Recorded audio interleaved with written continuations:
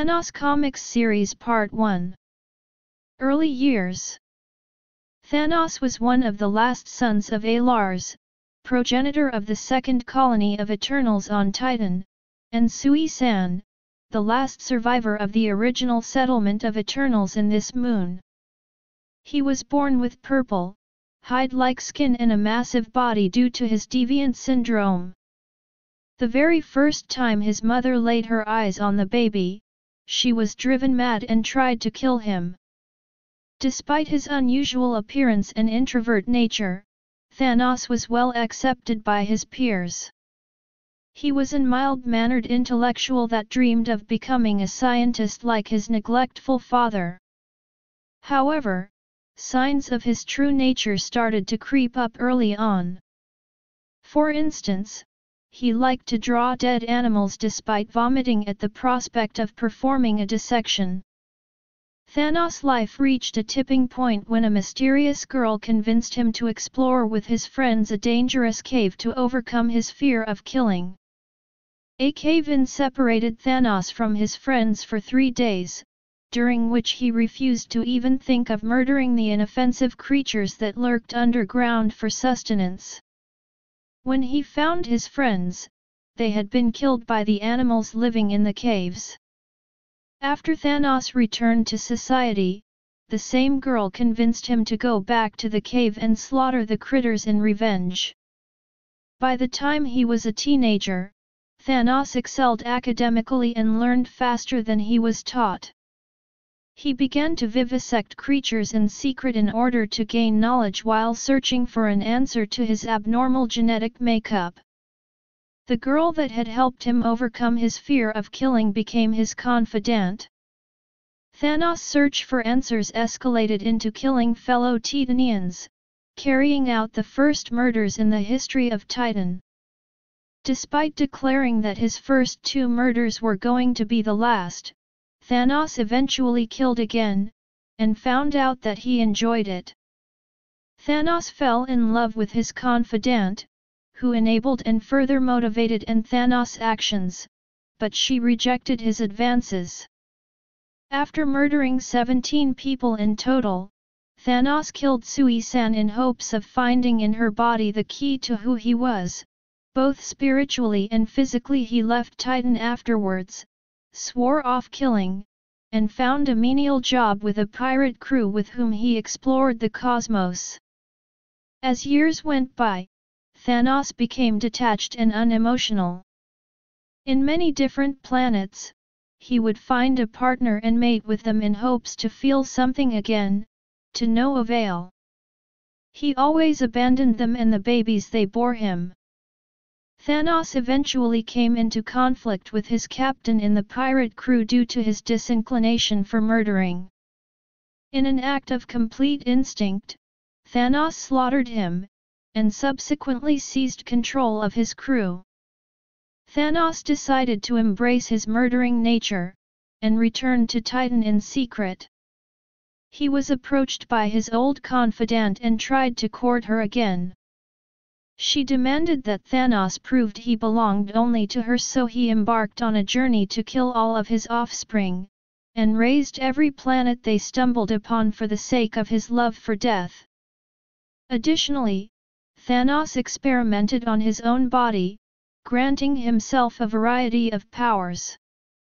Thanos' confidant became his companion, and eventually declared that for her to love Thanos, he would have to become a god, a supreme destroyer above all else. After Thanos discovered that none in his crew could see her, she revealed her true nature, that she was the physical manifestation of death itself. Driven mad by this revelation, Thanos gave in to Death's promises of romance and used his fleet to ravage Titan. Once his armada bombarded Titan, Thanos personally descended to murder the survivors.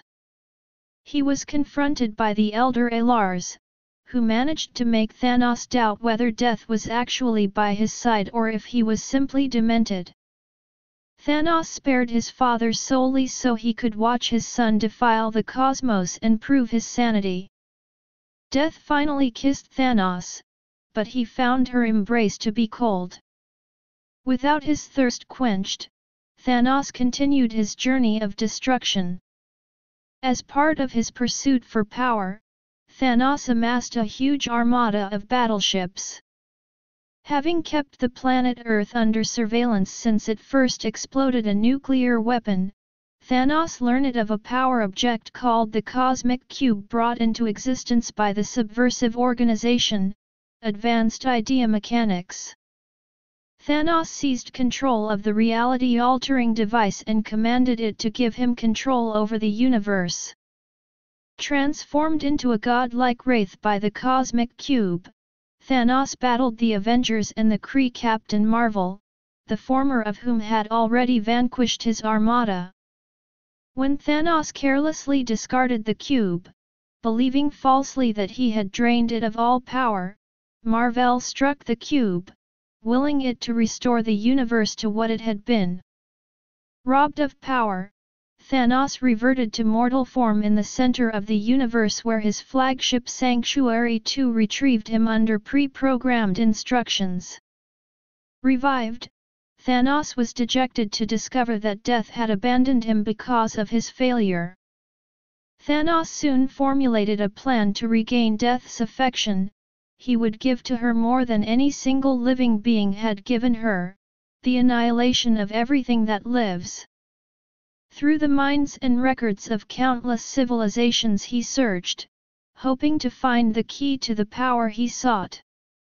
Eventually he learned of the Soul Gems, 6 power objects of unknown origin and vast power, and set about to acquire them.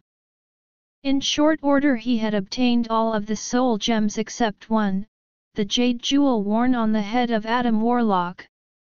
Thanos feared to acquire Warlock's gem directly because it possessed the power to steal souls, and he feared to risk forfeiting his own.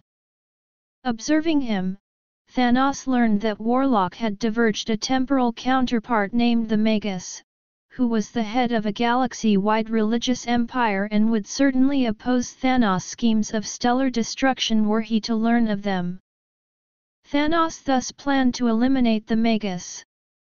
Possessing the capacity for time travel, Thanos decided to set up certain factors in the time stream which, combined, might prove the Magus' undoing. He could have tried to thwart Warlock's life well before the critical time he wouldn't become the Magus, but he needed Warlock to remain the Soul Gem's possessor for simplicity's sake. One of these factors was the rescuing of the infant Gamera, a female of the pacifistic Zenhobres race that was slaughtered by the Magus missionary troops. She would serve as Thanos' personal assassin. The second major factor would be Thanos' own direct alliance with Warlock against the Magus 17. Neither of these factors existed in the original timeline that led to the Magus creation, thus, Thanos hoped to diverge a reality wherein Warlock never became the Magus 18. Thanos succeeded, and while in close proximity to Warlock, siphoned from his soul gem the energies he needed without Warlock's knowledge. Thanos then constructed a single huge synthetic soul gem to hold the energies of the 6. With it, he planned to extinguish the stars one by one. Gamera learned of his plan of destruction and tried to assassinate him, but Thanos slew her. Thanos also slew Warlock's comrade Pip the Troll. Warlock had by this time learned of Thanos' threat and traveled to Earth to enlist the aid of the Avengers and Captain Marvel. In battle aboard Thanos' starship Sanctuary 2, Captain Marvel damaged Thanos' projector through which he transmitted the synthetic soul gem's energies into suns to cause them to go nova. Warlock faced Thanos in personal combat and was slain. The Avengers were taken captive by Thanos, but rescued by Spider-Man and the Thing. Spider-Man, influenced by the abstract entities Lord Chaos and Master Order, released Warlock's spirit from the soul gem Warlock had worn, and seething with cosmic power released through his physical death, Warlock grappled with Thanos and turned the Mad Titan to immobile stone. Incapacitated, Thanos retained a fragment of his consciousness and was thus tortured by the fact that he who worshipped death would forever be denied it. Thanos was resurrected by death and he came into contact with Dynamo City shortly afterwards. He was made citizen of it and resided there for a while. Thanos met with the Silver Surfer shortly after his return and tried to sway the Sentinel of the Spaceways to his way of thinking, but failed. After toying with the Surfer for a time, Thanos faked his own death so that he could continue his plans without disturbances. He arranged for the death of Nebula's associate Guitar in his place, leaving behind a devastated body similar enough to his own that the Silver Surfer and the Eternals of Titan temporarily believed it was Thanos. After his resurrection, in Death's realm, Thanos gazed into the Infinity Well and discovered the true powers of the Soul Gems, which he now dubbed the Infinity Gems. Since his previous defeat, these had been given to various elder beings. Using science and his unmatched cunning, Thanos was able to retrieve the green soul gem from the in-betweener, the red power gem from the champion, the orange time gem from the gardener, the purple space gem from the runner, the yellow reality gem from the collector and the blue mind gem from the grandmaster. Putting all the gems onto his massive glove, Thanos created the Infinity Gauntlet, giving him mastery of all that is. Using the massive power now in his possession, Thanos toyed with the Silver Surfer for a time before allowing him to warn Earth's heroes of Thanos coming in order to appease death. Thanos used the Infinity Gauntlet to remove half of the population of the universe, causing dire consequences with his actions. As the heroes assembled, Adam Warlock's soul escaped from the Soul Gem, along with Gamera and Pip the Troll, and possessed the bodies of 3 humans who had recently perished. The collected heroes battled Thanos, aided by the cosmic entities Love, Hate, the Stranger, Epoch, Chaos, Order, and Galactus. But despite the assembled forces, Thanos was able to defeat all and imprison them.